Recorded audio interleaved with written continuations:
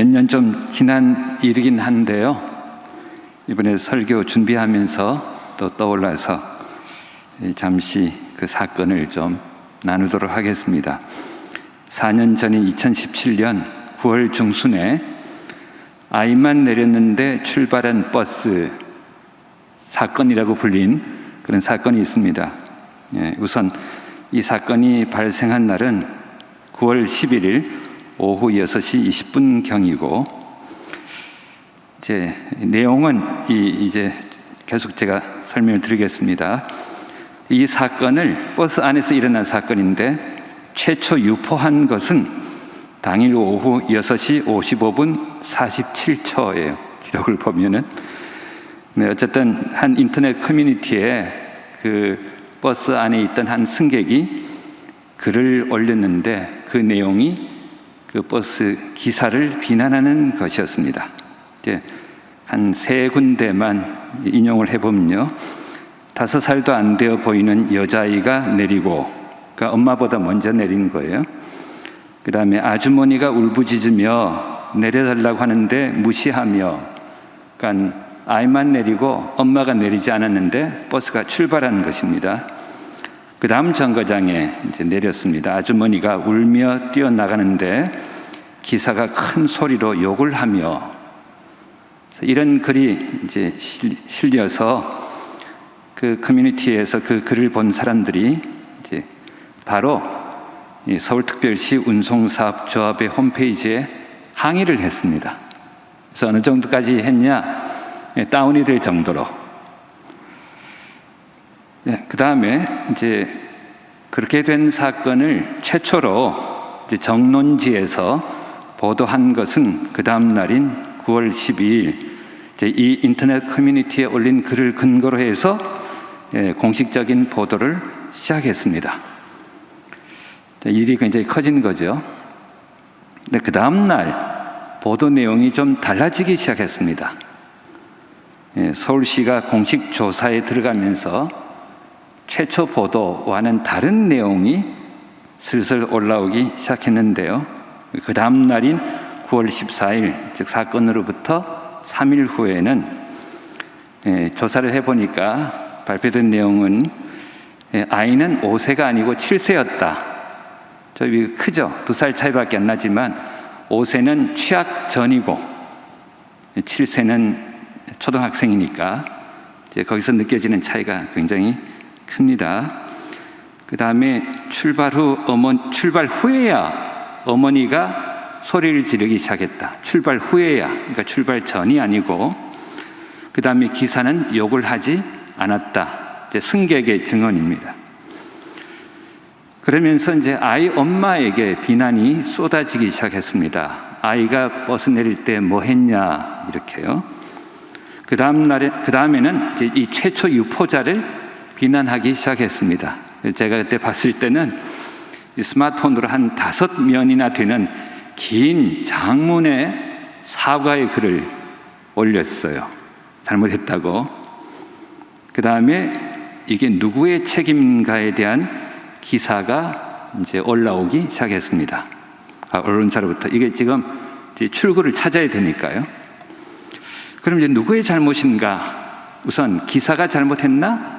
아니다. 왜냐하면은 버스는 이 법으로 일단 떠나면은 중간에 못 서게 되어 있습니다. 그리고 만일 섰는데 무슨 일이 일어나면 이런 다 기사가 덮어 쓰는 거예요. 그래서 일단 출발을 하면은 신호에서 정차하지 않은 한은 그냥 다음 정거장까지 가는 게 원칙입니다. 그러니까 기사는 잘못한 것이 없다. 그러면 아이 엄마는, 그러니까 아이 관리를 잘못한 거죠. 아이를 옆에 두고 있어야 되는데 아이는 먼저 내려버렸고 문이 닫힐 때까지, 그리고 문이 닫힌 시간까지도 다 조사해 보니까 기사는 잘못한 게 하나도 없었다. 이런 결론이 나왔습니다. 그러니까 이제 엄마가 이게 제대로 아이를 돌본 거냐라고 이제 비난이 쏟아져 나온 건데, 어쨌든 여기까지는 버스 내의 문제였거든요.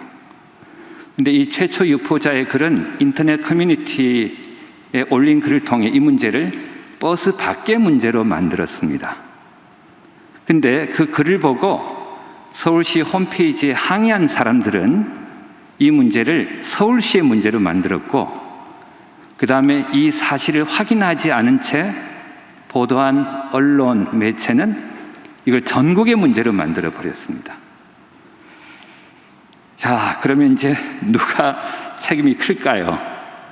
제가 지금 어떤 책임의 기준을 말씀드렸습니다. 이미 버스 안의 문제였는데 이걸 제대로 확인하지도 않고 사실을 그대로 쓴 것도 아니고 일방적으로 기사가 잘못됐다는 식으로 올린 그 인터넷 커뮤니티 한 구성원이 잘못한 거죠. 그렇죠? 여기부터 이제 문제가 일어난 거죠. 그렇지만 이거를 그 다음의 문제로 비화시킨 그 다음 단계의 장본인들의 책임이 더 크지 않을까. 이거 사실만 제대로 확인했다면은 이렇게까지 갈 필요가 없었는데, 아니 이것 때문에 사실은 그 기사님은 일단 휴직을 하고 정신과 치료를 받을 정도로 심각한 타격을 입었고, 그리고 그 가족들이 또 받은 타격은 굉장히 컸던 것 같습니다. 어쨌든 이 논리에서, 논리하면은 좀 딱딱하게 들리고 우리 일상과 상관없는 것으로 생각할지 모르지만, 사실 우리가 일상의 대화를 할 때도 그 말이 된다, 일리가 있다, 이게 다 논리라는 게 작용하잖아요. 근데 거기에 가장 아주 하지 말아야 될 중요한 두 가지 오류가 있는데, 그게 뭐냐면은 일반화의 오류와 범주 오류라고 하는 것입니다. 근데 이 경우는 이게 성급한 일반화의 오류라고 부르기도 합니다. 성급하게 몇 가지 사실만 관찰하고서 그게 마치 전부의 사건인 것처럼 이렇게 비화시키는 것. 근데 우리 대화할 때 이거 참 많이 보게 되거든요. 무슨 말이냐면 자기의 그냥 관찰, 자기의 어떤 느낌 이런 것만 가지고 이건 이런 거다라고 얘기하는 거. 이건 우리 대화에서도 흔히 들을 수 있는 것입니다. 특별히 여기서 이 언론의 책임이 저는 크다고 생각하는데, 왜냐하면 이것을 전국의 문제로 만들어 버렸기 때문에요. 근데 나중에 제가 유심히 관찰을 했는데 딱 한 군데, 기독교 언론사 한 군데에서만 사과의 글을 게재했습니다. 그리고 나머지는 전혀 언급하지 않고 지나간 사람도 있고, 또 한 기사를 보니까 저희가 되게 이게 비겁하다고 생각했는데 이건 우리 모두의 책임이다, 이런 식으로 얼버무려서 결국은 이 책임을 슬쩍 피하려고 하는. 근데 그 한 글이 저는 굉장히 고맙더라고요. 이게 뭔가 이게 깨어있다, 살아있다, 이런 것이. 자, 이 조급함의 문제가 있는데 지금 우리 사회를 강타하고 있는 여러 가지 중에 이 조급함은 굉장히 큰 요인이 아닌가라고 생각합니다. 일단 이 조급하게 되면은 이 결과에만 관심이 가고, 이 터널 안에 들어가면은 출구에만 관심이 가잖아요. 결과에만. 이걸 이제 터널 시야라고, 터널 비전이라고 부르는데, 좌우라든지 옆 돌아볼 겨를 없이 그냥 빠져나가기에만, 목표를 향해 달려가기에만 급한데, 이 조급함의 경우는 이 한쪽 말만 듣고 분노하면서 그 말의 대상이 되는 사람을 공격하기에 급급하게 만든다고 하는 것입니다. 그리고 사실 또는 진실보다 감정이 앞서게 되고요. 그리고 듣고 싶은 말만 들으려 합니다. 일단 이 최초 유포가 굉장히 중요한데, 처음에 어떤 말이 딱 들리고 좋은 편 나쁜 편이 딱 갈라지잖아요. 그럼 사람들이 이미 결정해 버립니다. 이 사람 나쁜 사람. 그리고 이 사람을 더 때릴 수 있는 그런 이유, 조건을 찾기 시작합니다. 이미 편을 갈라놓은 거죠. 사실을 확인하기도 전에.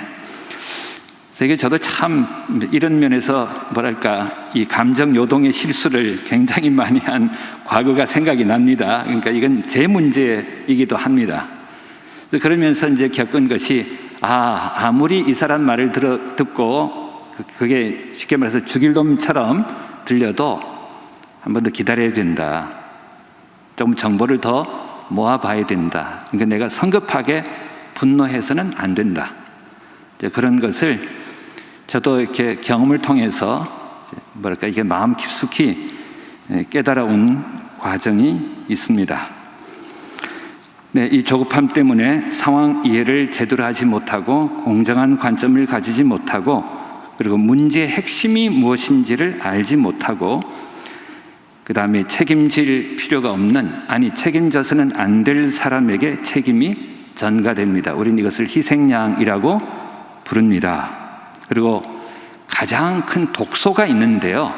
이 조급함이 우리의 마음을 사로잡으면 하나님의 때를 보지 못하게 된다고 하는 것입니다. 하나님의 때를 보지 못하게 하는 것. 이것이 아마 큰 문제가 아닌가 생각이 듭니다. 미국의 잘 알려진 사회학자 로버트 에즈라 파크이라고 하는 분이 있습니다. 이분은 여러 가지 연구로서 잘 알려지는데 그중에 특별히 이 군중과 공중과의 관계 연구로 또 그 글도 있고 많이 알려져 있습니다. 자, 이분의 용어를 좀 빌려서 설명하면은 대중은 the popular, 대중은 군중 the crowd 그리고 공중 the public 사이에 있다고 할 수 있습니다. 자, 대중이라고 하는 것은 상대적인 개념이며 또 굉장히 불안정한 개념입니다. 무엇을 대중이라고 하느냐 많은 논의가 있었지만 여전히 명확하게 이렇게 규정을 하지 못한 채 지금까지 왔는데 아마 이 군중과 공중 사이에 있다라고 하는 이것이 이 대중의 특성을 잘 표현해 준 것이 아닌가 생각합니다. 무슨 말이냐면은 군중은 밀집되어 있죠. 일단 가시적으로 우리가 확인할 수 있습니다. 근데 공중은 퍼져 있기 때문에 일단 시야에 바로 잡히지 않습니다. 그리고 군중과 소통하는 방법은 말, 연설 이런 거죠. 직접적으로 딱 가니까. 그리고 감정에 종종 호소합니다. 그리고 사람들을 이제 마음을 움직이게 되니까 여러 가지 수사 장치를 동원해서 분노를 자극하면서 선동을 하곤 합니다. 제가 이게 지금 설교를 하다 보니까 마스크를 끼고 설교를 하는데요. 원래 이러려고 그런 게 아니라 오늘은 마스크 벗고 해야지 하고 있었는데 완전히 그 생각이 안 나서 지금 올라왔는데요. 그냥 마스크 끼고 설교하겠습니다. 어쨌든 군중은 그렇고 공중은 산계해 있죠. 퍼져 있죠. 그래서 말로도 하지만 주로 그다음에 토론 방식으로 합니다. 그리고 견해를 모으고 정책에 반영되도록 합니다. 그 사이에 있다고 하는 것은 이 대중이 군중처럼 될 수도 있고 공중처럼 될 수도 있다고 하는 거죠. 그런데 지금 눈에 직접 보이지 않는 군중이 형성이 되어 있습니다. 그게 뭐냐면 인터넷 커뮤니티 이런 거예요. 우리가 사용하는 소셜 미디어를 통해서 이제 연락망이 형성이 된 네트워크가 형성이 된 그런 눈에 보이지 않는 사이버 공간에 이 군중이 형성되어 있다고 하는 것을 우리가 기억할 필요가 있습니다. 다시 말해서 눈앞에 이렇게 잡히듯이 함께 모이지 않았는데 언제든지 어떤 큰 영향력을 가지고 그게 좋을 수도 있지만 좋지 않을 수도 있는 그런 파급 효과를 가지고 움직이는 그런 사이버 공간에 군중이 형성되어 있어서 여기에 불 지르려고 준비하고 있는 사람들이 많단 말이죠. 자, 지금 우리나라 사회학자들은 이 우리나라 사회를 진단하면서 이런 표현을 하는 그걸 제가 여러 편 읽곤 했습니다. 분노와 증오의 사회. 이게 무슨 말이죠? 유증기가 우리 사회에 퍼져 있다는 거거든요. 그러니까 불을 땡기기만 하면은 폭발할 수 있는 가능성을 가지고 우리가 살아가고 있다고 하는 것입니다. 그렇기 때문에 우리 마음이 조급하지 않도록 정말 우리 조급함이 우리의 마음과 생각과 우리의 몸을 움직여 가지 않도록, 우리가 원치 않는 방향으로 끌고 가게 하지 않도록 조심해야 될 필요가 있는 그런 시대에 우리가 살고 있다고 할 수 있습니다. 불 땡길 사람만 있는 게 아니고요, 저격수도 많아요. 표적을 일단 정해놓고 그 표적이 나타나기만을 기다리고, 나타났다면 가차없이 누구든지 저격을 해버리는 그런 사람들도 많기 때문에, 저는 정말 요즘 시대에 예수님의 말씀이 정말 생각이 납니다. 여럿 있는데 그 중에 하나가 뭐냐면은 예수께서 제자들을 파송하시면서 하신 말씀, 마태복음에 나오는 그 말씀, 내가 너희를 보냄이 마치 양을 이리 가운데로 보냄과 같다. 그러니 어떻게 하라고요? 지혜와 순결함을 함께 가져야 된다. 순결함만 있어서는 안 된다. 그러면은 이건 찢겨진다. 죽는다. 근데 지혜만 있어서도 안 된다. 왜냐하면은 이 지혜가 타락된 지혜가 되면은, 영악해지기만 하면은, 교활해지기만 하면은, 그래서 이 두 가지가 함께 합쳐져서 어떻게 보면 순결한 지혜라고 할까요? 이걸 해석하기 위해서는 2차적 순진성이라고 합니다. 1차적 순진성은 우리가 다 갖고 태어납니다. 근데 삶을 살아가면서 이게 이제 깨어질 때가 옵니다. 어릴 때는 파란불 있으면 건너가고 빨간불이면 건너가지 마, 이렇게 배워서 어린아이가 그대로 하다가 보니까 안 지키는 어른들이 있거든요. 분명히 빨간불이 켜졌는데 그냥 지나가요. 요즘에 보면은 이제 이 간격이 좁은 데일수록, 그 다음에 분명히 파란불이 켜져서 내가 지나가려고 했는데 차가 싱 앞으로, 오토바이가 이렇게, 그런 것을 겪으면서 이 아이의 순진성이 파괴되죠. 근데 그래도 그 중에 어떤 사람들은 나는 끝까지 나의 순진성을 지키리라, 그렇게 하는 사람이 있는데, 2차적 순진성이라고 하는 것은 이 둘을 같이 본다라는 거예요. 신호등도 보고, 그 다음에 차가 오는지 안 오는지도 보고, 그래서 자신을 보호하면서 내가 지켜야 될 삶의 원칙은 지키고, 자, 그런 것이 정말 필요한 때가 된 것 같습니다. 순결한 지혜, 2차적 순진성. 어느 또 영국의 어느 문학가는 이것을 경험된 experienced innocence, 경험된 순진성이라고 표현을 했는데, 어쨌든 이런 것이 우리 안에 이제 필요한, 정말 필요한 그런 시대가 된 것 같습니다. 잠언을 보면은 좀 흥미로운, 또 이상하다고 생각되는 대조가 보입니다. 왜냐하면은 일단 잠언에 의인과 악인의 대조가 있어요. 그 다음에 어떤 대조가 있냐면은 부지런한 자와 게으른 자의 대조가 있고요. 또 한 대조가 보이는데 지혜자와 어리석은 자의 대조가 있죠. 이건 당연한 거죠. 잠언 지혜의 글이니까 지혜로운 사람은, 어리석은 사람은. 근데 놀라운 것은 지혜자와 부지런한 사람과 의인이 동의어라고 하는 것입니다. 잠언에서는. 그러면은 어리석은 자와 게으른 자와 악인이 동의어라는 것 아니겠습니까? 근데 오늘 본문 보면은 어떻게 되어 있어요? 내가 말이 조급한 사람을 보느냐? 그보다 미련한 자에게 오히려 희망이 있느니라. 이것을, 그 동의어를 동원해 보면은 그보다 악인에게 오히려 희망이 있느니라. 이 정도까지 가는 그런 함의를 갖고 있는 잠언 안에서는 그런 표현입니다. 그 왜 그럴까요? 성경이 말하는 지혜, 잠언이 말하는 지혜는 단순히 그냥 영리하다라든지 세상 물정을 잘 안다, 이런 것이 아니라 하나님 경외에 기초한 것으로서 생명의 길이 무엇인지를 보고 그 길을 선택하고 그 길을 가는 거죠.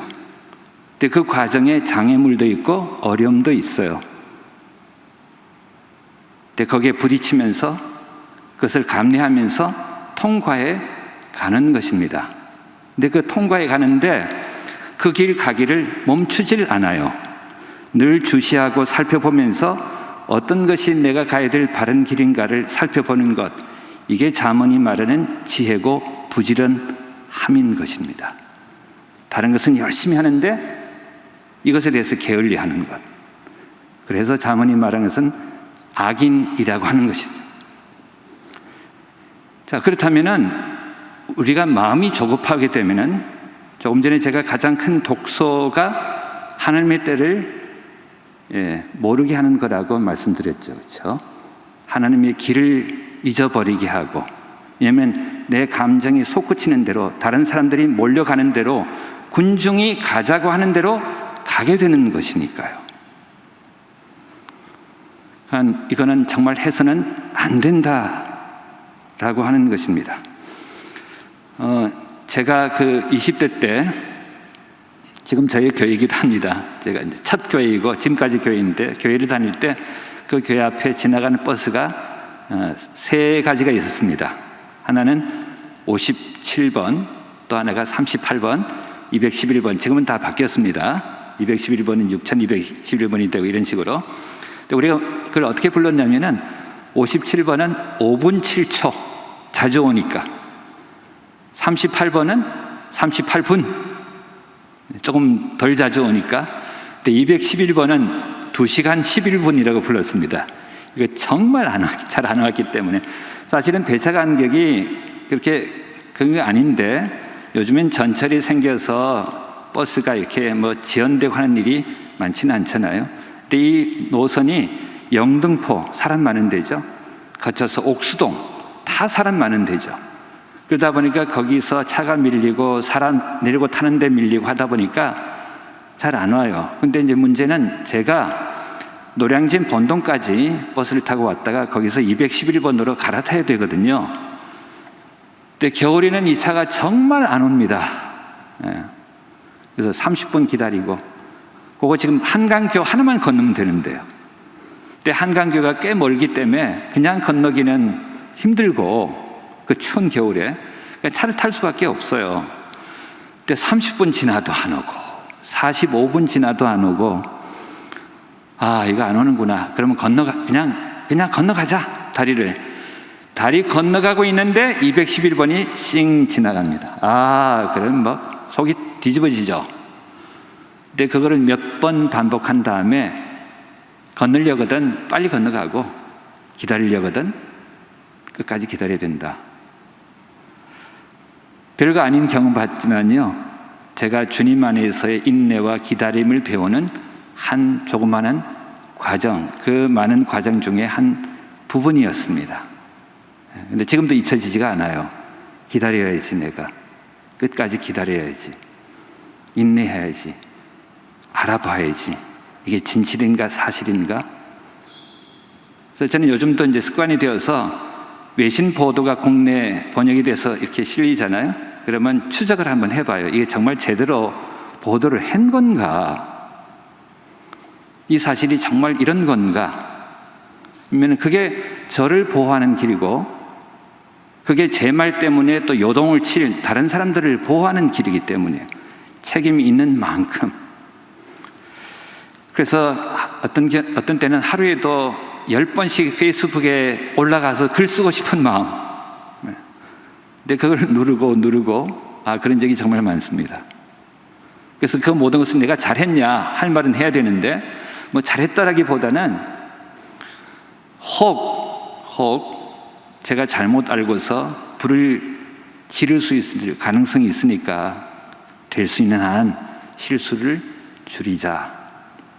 야고보 사도가 말씀한 것처럼 말이 많으면 우리가 다 실수가 많아서 여기에 대해서 심판받기가 쉽다라는 말을 늘 기억을 하면서, 우리 학원인들도 아마 많은 분들이 이제 그런 입장에 들어갈 수 있도록 준비를 하고 있기 때문에, 준비할 때 여기에 대해서 어느 정도 그 태도라든지 여기에 대한 지혜를 얻는 것은 정말 중요하다고 생각합니다. 정리하겠습니다.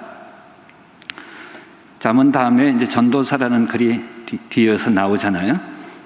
거기 읽어보면은 우리가 잘 아는 구절이 있습니다. 범사의 때와 기한이 있다. 안을 때가 있고 아는 것을 멀리할 때가 있고 심을 때가 있고 심은 것을 뽑을 때가 있다. 이런 때에 대해서 나옵니다. 저는 주님에게 순종하는 것이 얼마나 중요한가를 깨닫게 되면서 결국 우리의 믿음은 순종을 통해서 드러나야 되는 것인데, 그리고 주의 뜻에 순종하면서 살아갈 때 그런 것을 통해서도 내 마음에 성령의 열매가 맺히는 법인데, 그러면 주께 순종한다고 하는 것은 구체적으로 무엇을 말하는 것인가? 여러 가지 면이 있겠습니다. 근데 그 중에 하나는 중요한 건데요, 때를 분별을 해야 된다고 하는 거예요. 하나님의 때를 분별을 해야 된다. 하나님의 때가 나의 때와 반드시 일치하지 않는다. 아니, 그냥 우리가 하나님을 생각하지 않고 살아가 봐도 내 때가 우리 공동체의 때와 일치하지 않더라. 내 때가 내 옆에 있는 사람들 때와 꼭 같지는 않더라. 다시 말해서 이 세상의 모든 것이 나를 위해서 줄 서 있지는 않다. 이게 참 마음 아픈 일인데요, 이걸 받아들이기까지 시간이 좀 저도 필요했던 것 같습니다. 이 세상의 모든 것이 나를 위해서 줄 서 있지 않다. 그러니까 많은 경우에는 내가 줄을 서야 된다. 그게 무슨 비율을 잘 맞추고 이런 뜻이 아니라, 이 거대하게 흘러가는 어떤 때라는 것이 있고 그런 어떤 방향으로 나아가는 물결이라고 하는 것이 있는데, 이것이 그냥 사람들에 의해서 형성된 물결이고 그런 때인가, 아니면 하나님이 움직이시는 그런 것인가를 생각하고, 그리고 제가 이제 깨달은 것은 이 편승이라는 말이 있습니다. 이 편승이 종종 우리에게는 좋지 않은 함의를 가지고 다가오지만, 사실은 편승, 이게 뭐냐면 free ride, 어떤 방향으로 차가 가는데 그 차 얻어 타는 거거든요. 이왕 가는 거. 근데 하나님의 부름이라든지 순종이라든지 이런 생각했을 때 저는 어떤 특별한 계시가 나에게 임하고 뭔가 어느 날 묵상하다가 천지개벽 같은 깨달음이 오고 그런 삶의 현장이 있을 수 있습니다. 그렇지만 정말 중요한 것이 있는데, 그게 뭐냐면은 하나님이 지금 이 시대를 이렇게 움직여 가신다라는 것을 깨닫고, 그 하나님이 움직여 가시는 방향에 내가 타면은, 그러면 그 거대한 움직임 속에 나의 역할은 무엇인가를 생각해 보면은 그게 나의 부름일 수가 있습니다. 하나님이 이렇게 움직여 가시는 그런 흐름, 그게 우리 눈에 커 보일 수도 있고 크지 않아 보일 수도 있습니다. 근데 그것을 깨닫고 주님의 뜻을 파악하고 때를 기다리고, 그리고 때가 되었을 때 거기에 내가 내 자신을 던져넣는 것, 그리고 그 흐름 속에 우리가 은사라는 것이 있어서 어떤 사람은 여기를 담당하고 어떤 사람은 저기를 담당하는데, 그럼 나는 어떤 부분을 담당해야 할 것인가? 그런 것이 우리가 우리의 부름을 찾아가는 지혜로운 길이 아닌가 싶습니다. 그런데 조급함은 그것을 망각하게 만들고, 모든 것이 자신을 향해 줄을 서야 된다고 생각하게 만들고, 그렇게 되지 않으면은 그렇게 되지 않을 수밖에 없는 거죠, 그렇죠? 수많은 사람들이 그렇게 생각하고 있을 때 누구 한 사람을 향해서 줄을 서겠어요? 다 그렇게 생각하고 있을 텐데, 그럴 때 우리가 또 분노하고, 그러면은 주님의 때, 주님의 부름, 이것을 아마 영원히 찾지 못하는 것이 아닌가, 그런 생각이 듭니다. 네, 이제 다시 한번 우리 본문 말씀 읽고 제가 기도하도록 하겠습니다. 내가 말이 조급한 사람을 보느냐? 그보다 미련한 자에게 오히려 희망이 있느니라. 기도하겠습니다. 하나님, 종종 우리 안에, 또 이 사회 안에 유증기처럼 퍼져 있는 증오와 분노 때문에 폭발하게 되고, 우리가 원치 않는 방향으로 우리와 함께 우리 사회가 가곤 하는 것을 보게 되는데, 우리를 도우셔서 주님 인내를 알게 하시고 오래 참음을 알게 하시고, 그래서 주님의 때를 바라보며 주님의 때를 향해 나아갈 수 있도록 준비할 수 있도록, 때가 되었을 때 우리가 헌신해서 우리가 주께서 우리 안에 주신 그 소원, 주님을 믿었기 때문에 우리 안에 생긴 비전, 환상, 그것이 우리의 헌신을 통해 이루어지는 것을 목격하게 해주시기를 기도합니다. 예수님 이름으로 기도했습니다. 아멘.